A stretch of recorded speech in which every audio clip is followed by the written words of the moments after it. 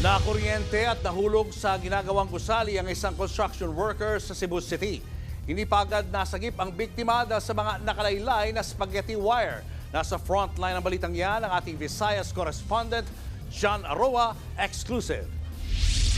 Isinakay sa stretcher ang construction worker na yan.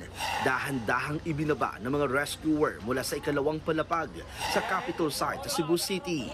Pagkatapos isinakay siya sa ambulansya papuntang ospital.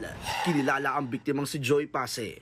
Kwento ng kanyang katrabaho, gumagawa sila ng scaffolding nang biglang makuryente si Pase.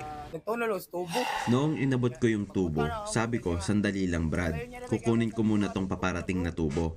Pagkuha ko, maya-maya, biglang sumabog. Nahulog siya. Bigla raw sumabog ang transformer. Sakto namang tumama sa live wire ang tubong hawak ng biktima. Ihigop na tingali ito sa live wire. Pagsabog, hinagis niya yung tubo sa palabas. Kung di niya ginawa yun, lahat kami makukuryente. Ihigop sa... Ang masaklap, naging pahirapan ang pag-rescue dahil nakalaylay ang mga spaghetti wire sa pinagbagsakan ng construction worker.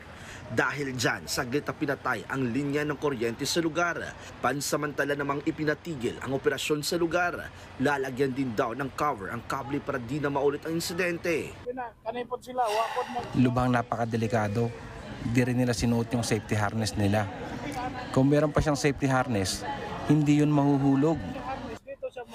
Nakalabas na rin sa ospital ang biktima na nagkasugat at paso sa kanyang kamay. Nangako naman ang kumpanya ng kanyang pinagtatrabahuan na sasagutin ang gastusin sa pagpapagamot. Nagbabalita mula sa frontline, John Aroa, News 5, Visayas. Mga kapatid, Julius Babaw po. Iba na ang may alam at may pakialam sa panahon ngayon. Para sa frontline ng mga balita, mag-follow at mag-subscribe sa social media pages ng News 5.